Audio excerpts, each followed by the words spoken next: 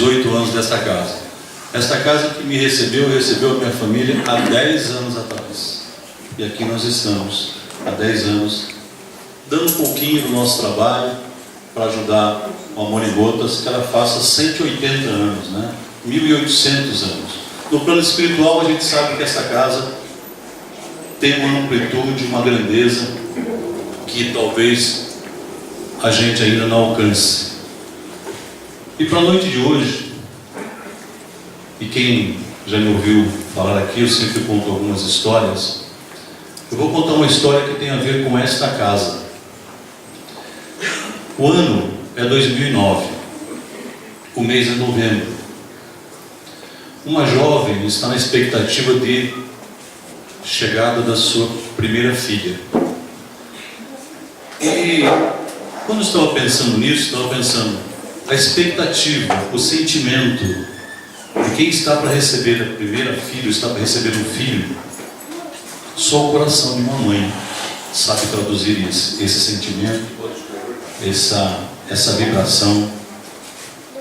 E essa expectativa da chegada da filha ou do filho traz para aquele coração todas as tensões, todas as incertezas do momento. Mas junto com a expectativa traz a grande esperança de logo receber no seu colo o seu filho, a sua filha. Sentir o corpo aquecendo o corpo, sentir o coração palpitando junto. Começar a transmitir o sentimento que antes era transmitido espírito a espírito, externamente também. Bem, essa nossa amiga Juliana tem 31 anos nesse momento. Há 6 meses atrás desse momento, ela perdeu um filho por uma gestação que não se completou, pelos desígnios e os conhecimentos que ainda não fazem parte do nosso alcance. A Juliana então vem vivendo a sua vida com os encontros, com os desencontros, com os reencontros, e novamente se cria a grande expectativa da chegada dessa nova filha. Bem, e ela entende, e a Juliana entende que cada momento desse é o momento que nós estamos vivenciando aquilo que nós combinamos lá no plano espiritual antes de reencarnarmos. Cada um de nós vem com a sua carteirinha, com as suas tarefas, com tudo aquilo que a gente tem que passar. E a Juliana sabe disso e tem vivido intensamente essa vida. Então, no dia 29 desse mês de novembro, no Hospital Santa Catarina, nasce a Marina. A Marina vem num parto que estava previsto para ser normal, teve algumas dificuldades, porque o cordão estava enrolado no pescocinho, e na última hora tiveram que fazer uma cesárea. Chega a Marina, e eu digo que nesse momento Deus toca o coração da Juliana e toca o coração da Marina. As duas estão tendo uma nova oportunidade de se reencontrar, de caminhar junto, de resgatar o que tiver que ser resgatado, viver o novo que tiver que ser vivido. E assim elas começam uma vida. Vêm os aniversários, e a Marina é uma menina muito viva, muito alegre, como toda criança, adora festas, adora encontrar com pessoas, ri muito, celebra muito, e a Juliana é muito festeira, tanto quanto a filha. E assim elas vão construindo a vida. Aos 3 anos da Marina, vem aqueles solavancos que a gente toma na vida. Ela recebe o resultado de um exame que traz uma triste confirmação, que a Marina sofre de uma doença chamada Síndrome de Tay-Sachs. Essa doença, ela é incurável. Ela debilita a parte neurológica e a parte física de maneira muito forte, de maneira muito intensa. E quando ela conversa com o médico dá exatamente esse panorama para ela. Olha, a sua filha, como todas as crianças que têm essa síndrome, tem um tempo limitado. A Juliana conta então que naquele momento ela parou, conversou com Deus e pensou: eu tenho duas opções. Eu posso, a partir de hoje, viver com a minha filha numa contagem regressiva, sofrendo e esperando o momento da despedida. Ou posso fazer de todos os nossos momentos, a partir de hoje, os melhores momentos das nossas vidas. E conta a Juliana que ela conversou muito com Deus nessa noite. E só quem é mãe, talvez sim, aquilo que essa moça estava sentindo. E a Juliana fez a segunda opção. Resolveu que ela ia viver todos os dias que estivessem juntos, com a maior intensidade que lhe fosse permitido. Então ela levava a Marina nas festas, em shows, em cinemas. A doença ia progredindo de maneira muito forte. Primeiro sintoma, a Marina perdeu o movimento das pernas, depois perdeu a fala, e foi perdendo, e foi degenerando, perdeu uma vista.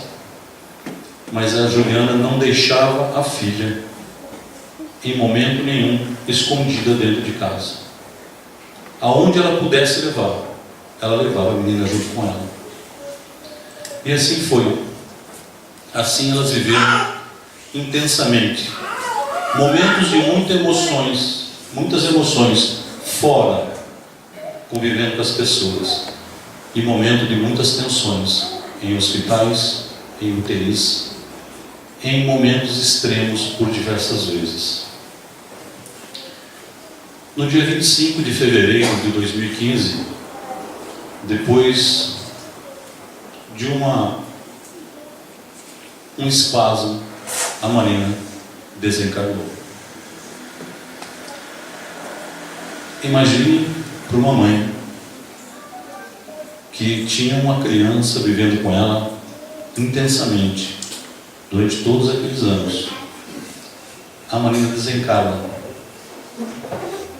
E a Juliana fica, como a maioria de nós, com um sentimento de vazio, uma dor imensa. Mas Deus toca sempre no coração daquele que busca ajuda. 3 dias após o desencarne da Marina, a Juliana procurou ajuda numa casa espírita chamada Amor e Gotas. E aqui ela passou por uma orientação de uma das orientadoras desta casa, e aqui ela encontrou conforto, encontrou consolo, encontrou o amor abraçando os necessitados, como muitos de nós já passamos por isso. 3 dias após perder uma criança, uma filha, com 5 anos de idade, a Juliana aqui esteve, foi atendida, passou pelos tratamentos que foram recomendados na casa. Com tudo isso e com essa dor, ela recuperou a harmonia, não sem deixar de sentir saudades, não sem deixar de sentir aquela dor da separação da pessoinha que estava com ela há anos, vivendo intensamente. E assim, nesta casa, Deus toca no coração da Juliana novamente, através das palavras de uma orientadora, através dos passes amorosos que aqui recebeu, e com isso ela foi recuperando a harmonia. O que ficava era a tristeza da saudade, mas não ficava nem um pingo de revolta, nem um pingo de desespero. E assim Juliana continuou a tocar a sua vida, das palavras consoladoras que ela encontrou aqui, ela sempre conversava comigo e dizia como ela saía tão bem daqui, quando ela passava pelos tratamentos. Bem, 2 meses se passaram daquele dia terrível, tão triste, do desencarne da Marina. 2 meses. E nesses 2 meses, a Juliana por diversas vezes me relatou que ela sonhava muito com a filha nesses 2 meses. E a filha aparecia no sonho para ela e dizia para ela: mãe, a vida continua, o show tem que continuar, nós estamos vivendo e vamos viver mais. A Marina desencarnou com 5 anos. Nós aqui sabemos que esses encontros, essa conversa, realmente pode ter acontecido por orientação, pelo auxílio do plano espiritual. E assim se passaram 2 meses. Mas Deus nunca, jamais nos abandona, jamais nos deixa no vazio. E 2 meses depois, Deus toca no coração da Juliana e ela encontra-se grávida novamente. 2 meses após a partida da Marina. Imagine o coração dessa mãe, as emoções, as expectativas, as tensões, as incertezas do futuro. Será que o novo filho, a nova filha viria com a mesma doença? Não viria? Completaria a gestação? Não completaria? Então, ela passou a gravidez nesses sentimentos turbulentos. Mas ela disse que toda vez que ela se sentia um pouco balançada, ela falava com uma só pessoa: Deus. E pedia a Ele serenidade, que lhe desse harmonia, que lhe reforçasse a fé. E assim foram passando os meses. Mas quem perde um ente querido sabe que em algumas datas a saudade dói mais forte. Então passou-se o primeiro aniversário da Marina, só. Dia das crianças, dia das mães. E aquelas datas foram muito fortes. E aquela mãe estava confusa entre o sentimento de amor explodindo pela filha ou pelo filho que viria, e a saudade da filha que tinha partido. E nos exames detectaram que, e o médico disse, que a filha chegaria no dia 31 de dezembro. Isso trouxe uma imensa emoção para aquela mãe. Tudo estava tranquilo, tudo estava bem com o bebê. E numa das conversas que a gente teve, ela fala assim para mim: vai ser difícil passar este Natal, porque vai ser o primeiro Natal que eu vou passar sem a Marina, e ainda não vai chegar a Valentina. E aí, gente, Deus vem e faz assim: Ju,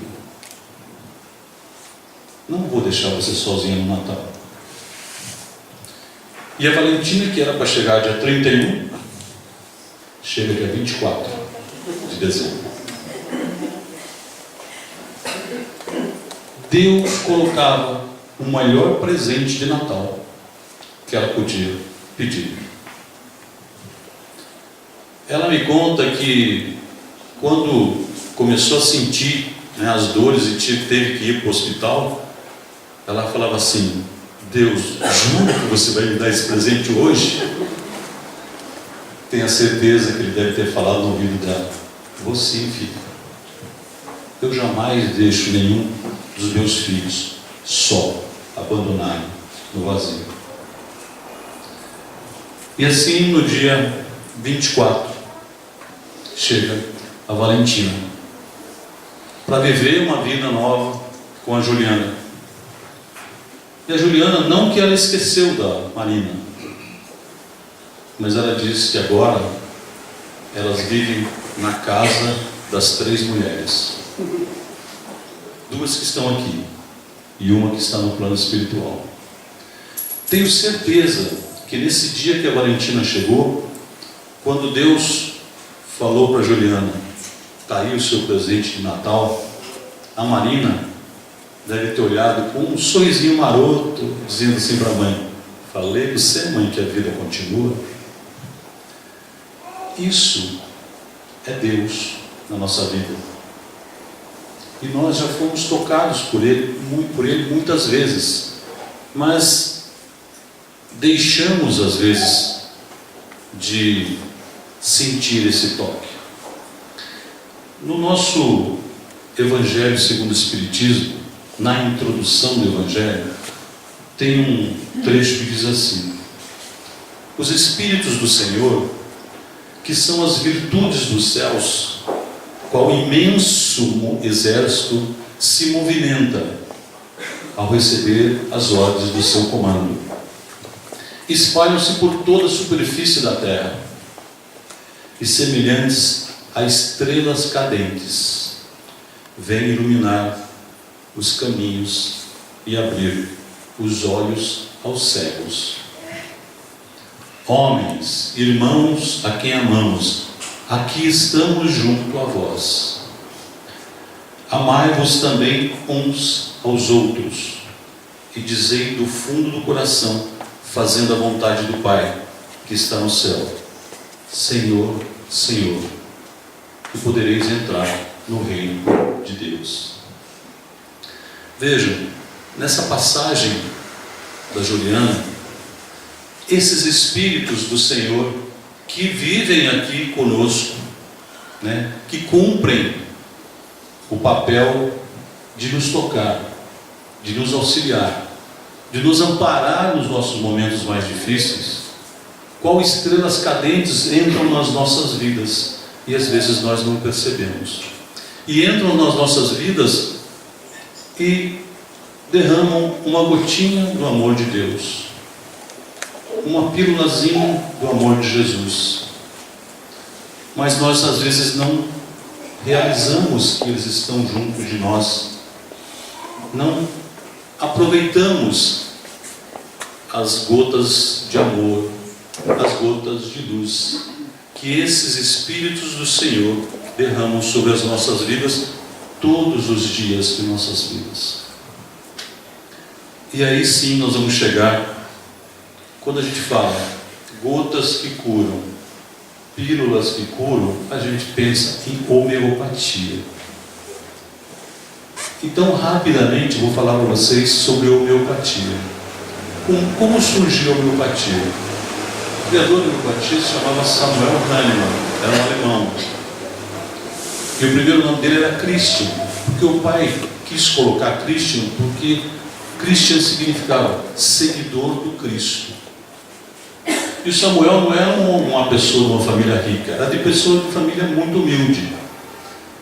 E com muito esforço foi buscando fazer as escolas, recebeu ajuda para fazer uma faculdade de medicina, e depois de formado, ele desistiu, porque ele tratava de um amigo dele, e o amigo morreu.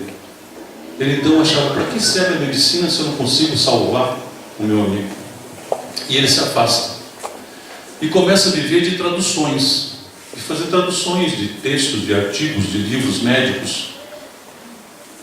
E num desses livros, e vejam aí os Espíritos do Senhor trabalhando na nossa vida, numa dessas traduções, ele pega para traduzir alguns textos de Paracelso, que foi um filósofo, Ele pega para traduzir alguns textos de Platão.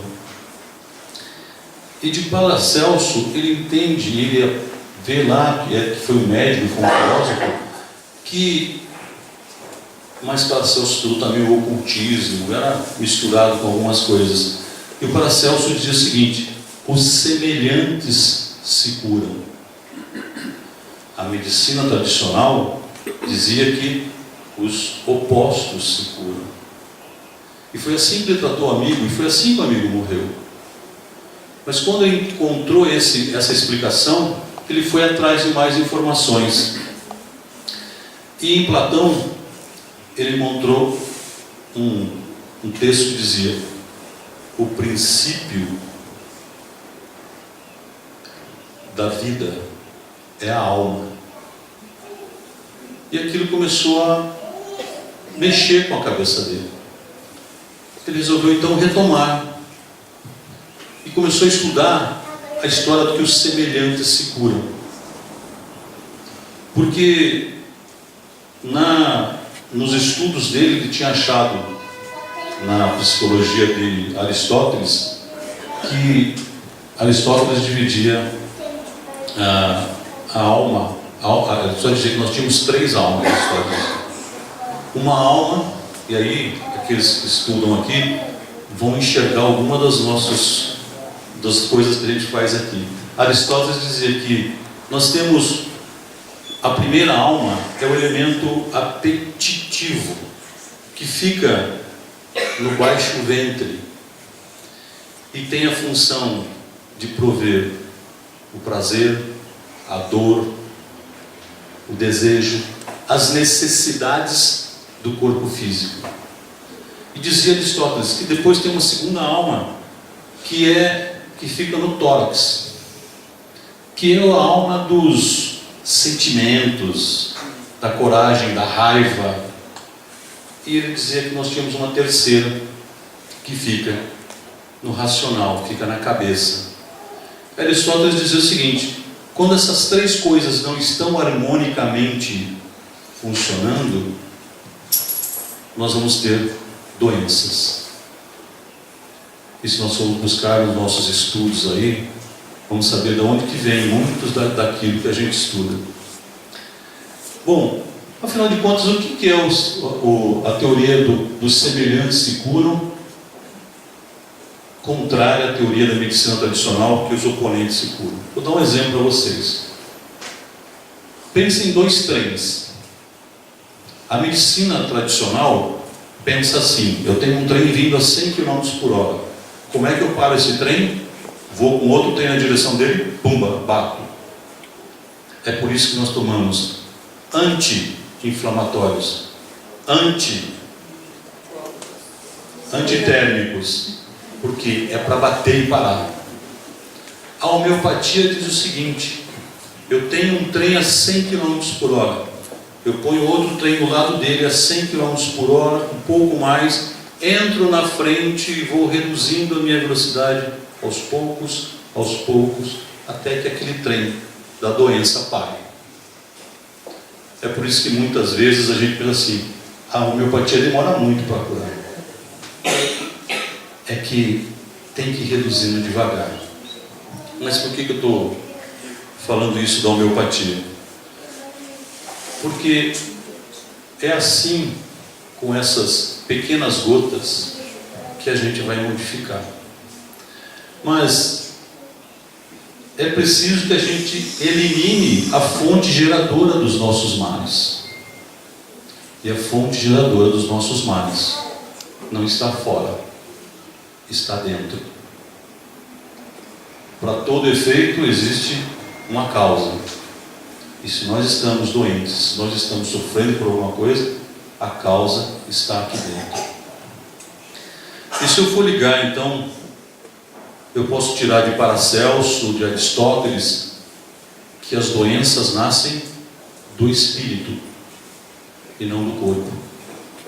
Nós nos preocupamos tanto em manter uma boa alimentação, é importante. Fazer exercício físico é importante, apesar de você ser meio resistente a isso. A gente se preocupa tanto com o corpo e nem a metade com a alma. E as nossas doenças vêm de dentro para fora. Assim é que veio um homem aqui nesse planeta, nos educar a melhorarmos internamente, para que a gente busque a saúde espiritual e com ela o corpo não sofra tanto. Esse homem se chamou Jesus, e o que ele deixou foi o Evangelho, para que a gente aprendesse. Mas ele não veio aqui, fez o discurso, passou o Evangelho e foi embora. Ele veio aqui, viveu o Evangelho, exemplificou as mensagens, para que a gente aprendesse como praticá-lo. E o Evangelho de Jesus, é o texto mais personalizado que eu conheço. Porque se eu abrir o Evangelho num capítulo, e você abrir no mesmo capítulo, ele vai dizer uma coisa para mim, e outra coisa para você. No mesmo capítulo, no mesmo parágrafo. Por quê? Porque é de dentro para fora. E Jesus sabe exatamente o que cada um de nós precisa. Ele nos olha e nos enxerga além do corpo físico. Vejam que tem uma passagem dele com Zaqueu. Zaqueu era um homenzinho baixinho, cobrador de impostos, odiado por todo mundo. E Jesus estava ali caminhando por Jericó, e onde Jesus ia um monte de gente atrás dele. E Zaqueu ficou curioso de conhecer aquele homem. Mas imagine uma turba de gente grande andando em volta de Jesus, e um homem baixinho pulando e falou assim: Jesus! Oi, Jesus! Não escutava. O que Zaqueu fez? Sabia o caminho que ele ia fazer, foi lá, subiu numa árvore, esperando a passagem. E Jesus então, quando chegou, olhou para ele e falou assim: Zaqueu, desce daí, hoje eu vou pernoitar na sua casa. Ficam sempre algumas questões. Como é que Jesus chamou Zaqueu pelo nome se ele nunca tinha encontrado Zaqueu? Porque Jesus nos conhece a cada um. Nós não precisamos nos apresentar a Jesus. E tem um outro fato importante. Zaqueu, para enxergar Jesus, teve que subir na árvore. Nós, para vermos Jesus nas nossas vidas, precisamos nos elevar espiritualmente. Se nós ficarmos com sentimentos inferiores, a gente não vai enxergar a mensagem de Jesus. E aí vai dizer que tudo dá errado na nossa vida, que Jesus não nos ajuda. Mas o que nós fazemos para nos ajudar? Bem, então o Evangelho, e se nós pegarmos, é por isso que é importante, se eu pego o Evangelho, leio um trechinho de um capítulo, aquilo me traz alguma coisa. Então o Evangelho, é por isso que eu coloquei que o Evangelho são gotas de amor na nossa vida. E essas gotas de amor podem e acontecem todos os dias, nas oportunidades que nós temos de convivência com as pessoas. Alcione, no livro Renúncia, diz o seguinte: o Evangelho, não o escrito, não é o livro que a gente tem nas mãos. O Evangelho é lição divina vivida por Jesus. Assim, o Evangelho fala ao Espírito. E essa mensagem deve ser conhecida, meditada, sentida e vivida por nós. O Evangelho tem 3 fases quando você conhece o Evangelho. Primeira fase, você entra no Evangelho. Segunda fase, o Evangelho entra em você. E terceira fase, você vive o Evangelho. É isso que transforma, é isso que modifica a nossa caminhada, a nossa vida. Bem, mas o mais importante que eu acho é que nós, quando buscamos Jesus, nós temos que tirar Jesus, aquele cara da cruz, e trazer para o coração. Mas como é que a gente faz isso? Porque nós fomos educados ou ensinados a admirar Jesus na cruz. Não é aquele Jesus na cruz que modifica a nossa vida. É o Jesus que você vai tirar de lá e vai trazer no coração. E como é que eu vou tirar Jesus da cruz e trazer para o meu coração? Bem, quando Jesus estava na cruz, ele pronunciou 7 palavras por 7 frases. Vamos ver como é que eu tiro Jesus da cruz se eu ouvir as últimas 7 palavras de Jesus. Primeiro, Pai, perdoa-os, eles não sabem o que fazem. Jesus dirige-se a Deus como Pai, o nosso Pai, e nos trata como irmãos. Pai, esses meus irmãos não sabem o que fazem, perdoa-os. Vejam que ele nos mostra que nós temos chance de corrigir o que fizemos errado, pelo perdão de Deus, pela misericórdia de Deus, pelas nossas reencarnações, e é por isso que nós estamos aqui. Jesus demonstra lá uma total e absoluta falta de ressentimentos, coisa que a gente tem. Quem daqui não tem nenhum ressentimento? Não precisa levantar a mão, depois conversa comigo que eu quero aprender, né? Ressentimento, mágoa. Porque ressentimento é aquele negócio, né, que a gente sente, mas não está bom, vou sentir de novo, mas não é um negócio bom.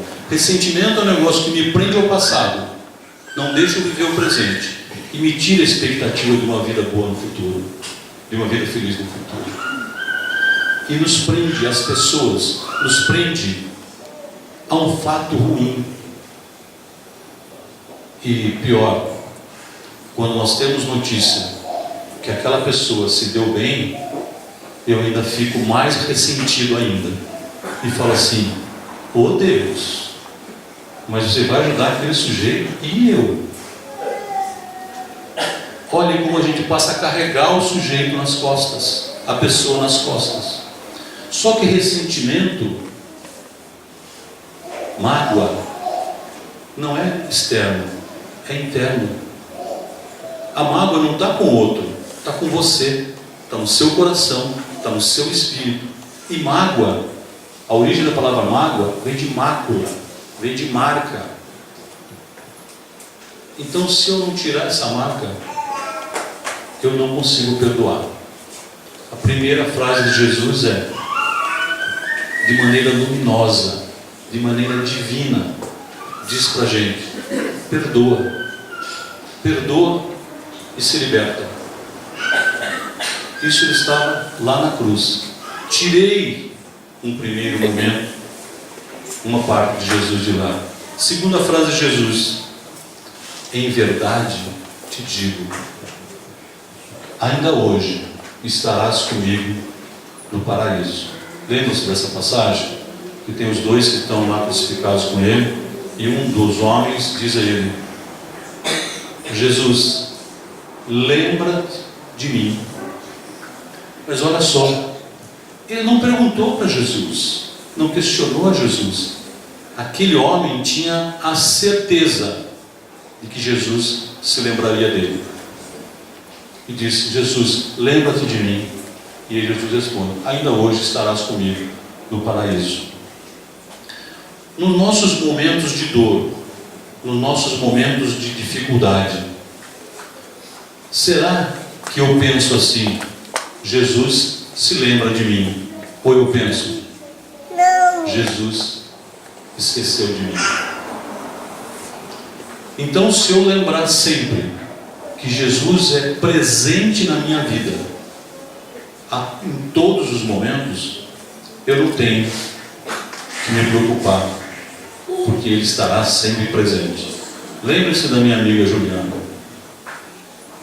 Em momento nenhum ela disse: Deus, Jesus, vocês me esqueceram, por que eu tenho que passar por isso? Não, ela sempre buscou a presença deles. Na terceira frase de Jesus, que nós começamos a tirar Jesus da cruz, Jesus diz: mulher, eis aí o teu filho. Filho, eis aí a tua mãe. Olhem só, no momento extremo, próximo a Jesus, lá perto da cruz está Maria, sua mãe, Maria, esposa de Cleófas, Maria Madalena e seu melhor amigo João. Naquele momento extremo, Jesus se dirige à mãe dele. Naquele momento extremo, ele quer deixar a mãe aos cuidados do melhor amigo e o amigo aos cuidados da mãe. Eu tenho para mim que naquele momento Jesus estabelecia a beleza, a maravilha do amor adotivo de uma mãe. Naquele momento, Maria adotava João. Naquele momento, ele não abandonava aquela que veio para recebê-lo em carne.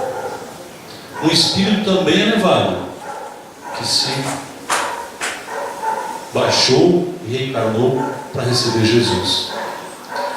A pergunta que fica é: como nós nos relacionamos com aqueles que já estão pouco para lá na ponte da vida? Os nossos pais, os nossos avós. Como é que a gente se relaciona? Será que eu tenho esse cuidado? Será que eu tenho essa delicadeza? Mas eu não tenho um amigo para tomar conta. Não, é você. E tomar conta não é carregar no colo, mas pode ser que precise. Mas é se fazer presente. É manter contato. É não romper laços. Então vejam, pela terceira frase, mais uma, nós tiramos Jesus da cruz e trazemos para a nossa vida, para o nosso coração. Na outra, Jesus diz: meu Deus, por que me abandonaste?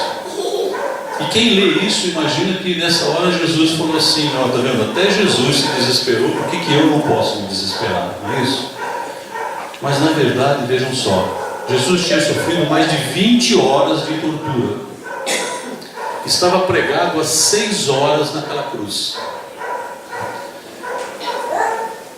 E ele manifestou um momento de dor física, sim. Pedindo ajuda, sim. Mas eu quero tirar Jesus de lá e quero trazer Jesus para cá. Como é que nós nos comportamos na dor, no sofrimento, no momento difícil? Será que eu me pego nisso que Deus, por que me abandonaste? E acho que Ele me abandonou mesmo? Ou eu busco naquilo que Jesus naquele momento manifestava? Ele se lembrou de Deus, pedindo ajuda. E nós nos esquecemos e às vezes só vemos a parte do abandono. Na outra frase Jesus diz: tenho sede. E foi quando os soldados pegaram lá o vinagre e deram vinagre para ele beber. A gente pode pensar que Jesus simplesmente manifestou uma vontade de encarnado naquele momento. Mas se eu tirar Jesus da cruz e trouxer para a minha vida, eu vou pensar: Deus, eu, Espírito encarnado, tenho sede de compreensão, de consolo, de reconforto. E sabe aonde as pessoas vêm buscar? Nós, Espíritos encarnados, vemos buscar consolo, matar a sede no momento de dificuldade, nesta casa abençoada. A gente sai daqui, como a minha amiga saiu, com a sua sede saciada pelo amor que aqui se encontra. Bem, a penúltima frase diz: tudo está consumado.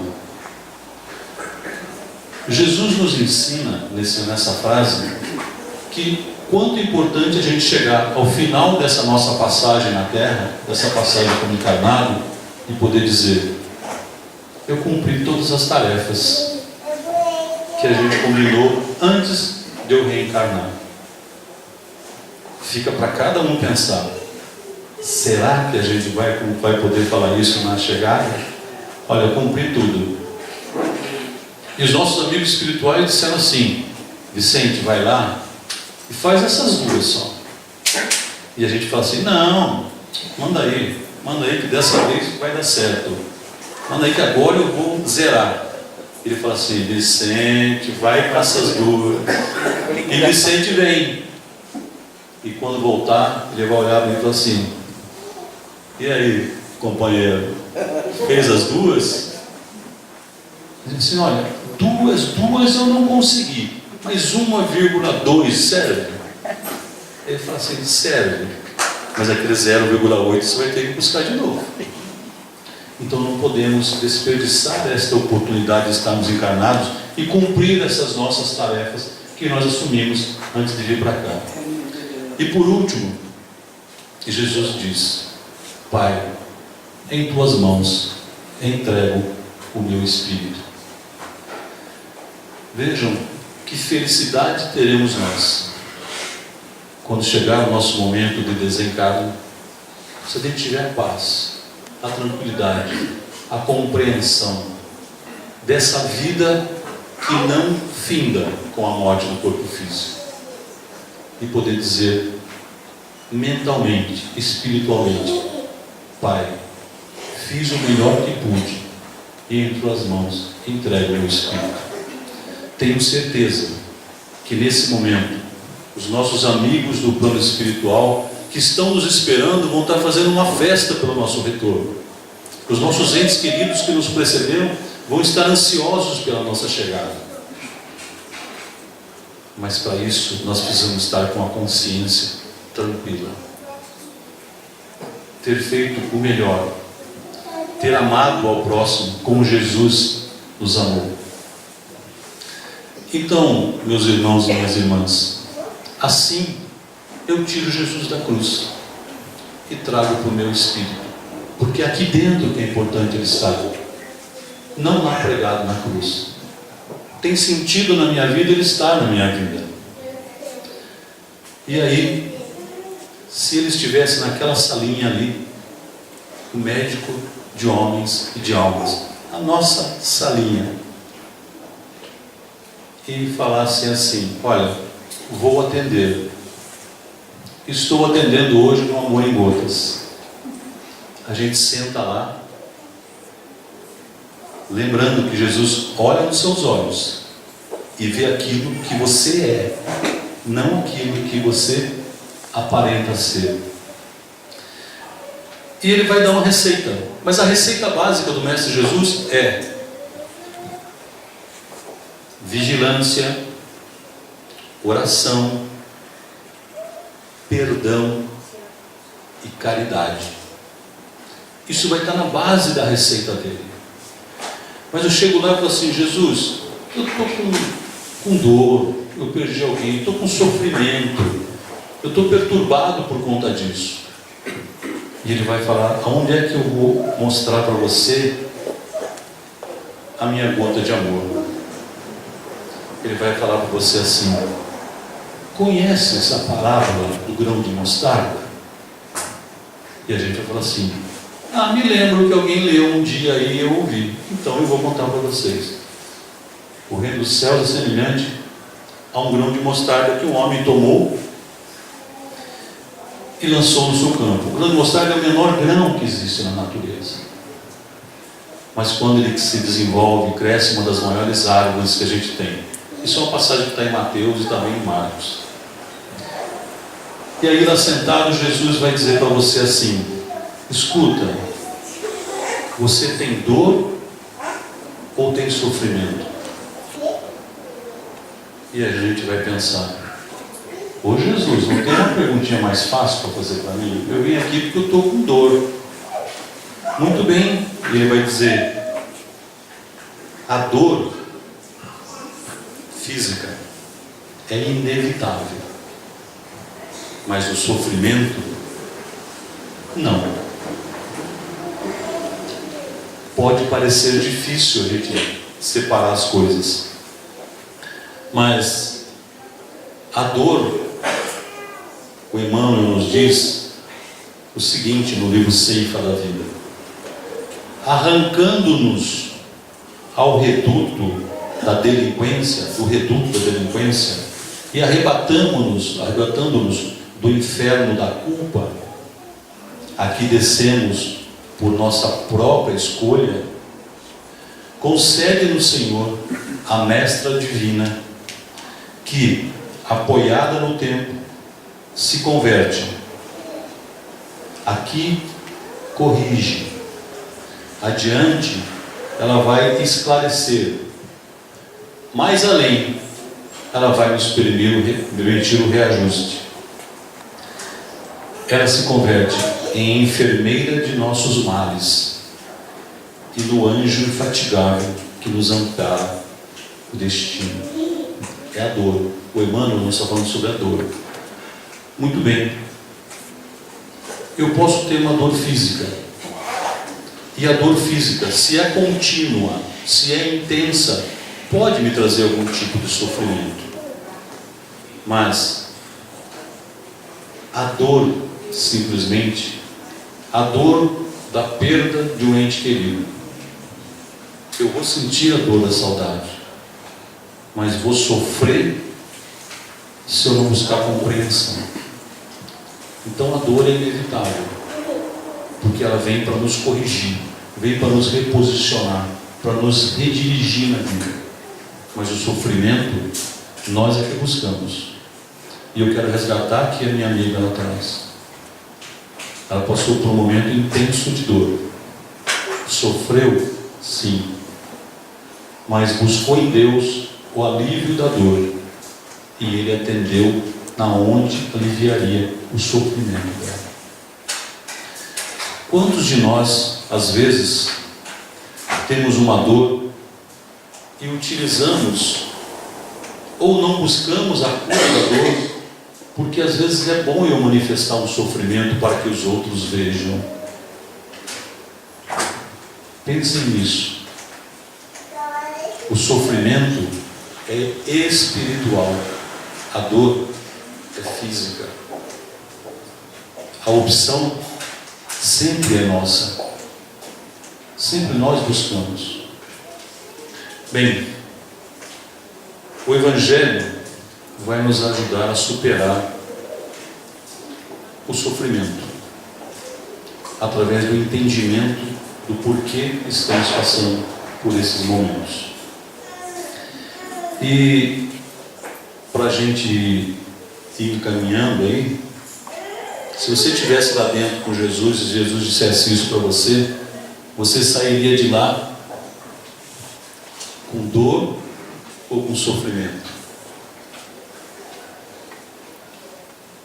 Lembre-se de Jesus. Ele vai olhar para você e vai dizer assim: o que está te doendo? Jesus, eu estou com uma unha encravada que não sara de jeito nenhum. E ele vai perguntar para você: você já foi ao médico? Você vai falar assim: não, ainda não. Eu acho mesmo que essa dor, eu acho mesmo que deve ser uma coisa de outras vidas. Porque sabe o que vai acontecer? Quando alguém que é do seu relacionamento e que não está tão próximo de você, começa a estar meio afastado, chegar na sua casa, a primeira coisa que você vai fazer é dar uma mancada. Não vai? Eu sei que a gente nunca viu ninguém fazer isso, mas dizem que as pessoas às vezes fazem isso. Aí a pessoa fala assim: nossa, mas o que é isso? Olha, eu estou com uma unha encravada aqui que está há meses me judiando. Mas você já cuidou? Ah, já, mas não vai, não tem jeito. Vamos no médico? Não, deixa que depois eu vou. Vamos na farmácia? Não, na farmácia não, eu já passei lá. Mas eu supero isso. Aí a pessoa vai fazer outras coisas. Aí na hora que você levanta do sofá, você sai, né, mancando. E a pessoa fala, nossa, mas você está sofrendo mesmo, né? Você fala assim, você nem imagina como é que está sofrendo. Eu acho mesmo que isso deve ser karma. Porque eu não consigo sair desse sofrimento. Então, meus irmãos e minhas irmãs, a dor é inevitável. O sofrimento não. Porque se eu buscar Jesus, buscar as gotas de amor do Evangelho de Jesus, eu tiro o sofrimento de mim. Porque o sofrimento é espírito. Eu sofro por não perdoar. Eu sofro por ser egoísta. Eu sofro por ter um orgulho imenso. E esses sentimentos internos vão acabar nos fazendo ficar doentes fisicamente. Se você é uma pessoa extremamente estressada, todos os dias, tudo é ruim, você briga com todo mundo, você sai no trânsito, sai buzinando, né? Aquele que fecha a sua frente, você fala, vai em paz, meu amigo, né? Que Deus te proteja. Você vai juntando aqui a raiva, né? O orgulho, porque se ele tivesse passado na frente do outro, estava tudo bem, uma pessoa na sua frente, por que na minha frente? Como assim na minha frente? Isso vai te causando, esse sentimento de egoísmo, de orgulho, vai te fazendo mal. Aí você vai vir lá com uma gastrite, né? Refluxo. Você fala assim, nossa, por que será que eu tenho essas coisas? Eu sou uma pessoa tão tranquila. Pergunta para os outros. Ou então senta naquela salinha com Jesus, ele vai olhar para você e falar assim, você não aprendeu de novo. Então eu quero fechar a nossa conversa dizendo o seguinte, que um homem, certa vez, reclamava que sofria demais, que era um sofredor, tudo na vida dele dava errado. E ele resolveu então conversar com Deus. Ô Deus, me ajuda aí. Eu não posso continuar vivendo desse jeito. Deus então deu para ele uma caixinha preta, com um furinho em cima, e uma caixinha dourada. E disse para ele assim, meu filho, vou te ajudar a te aliviar dos sofrimentos. Na caixinha preta, você coloca tudo aquilo que você pensar de ruim, que te fizer sofrer, que está te incomodando. E na caixinha dourada, você começa a colocar as coisas boas da sua vida, as boas pessoas, os bons momentos, os seus relacionamentos, as suas conquistas, coloca na caixinha dourada. Mas Deus, isso resolve? Vai por mim, faz assim que resolve. E foi. E ele foi então colocando. A caixinha dourada começou a ficar pesada. E a caixinha preta não tinha peso nenhum.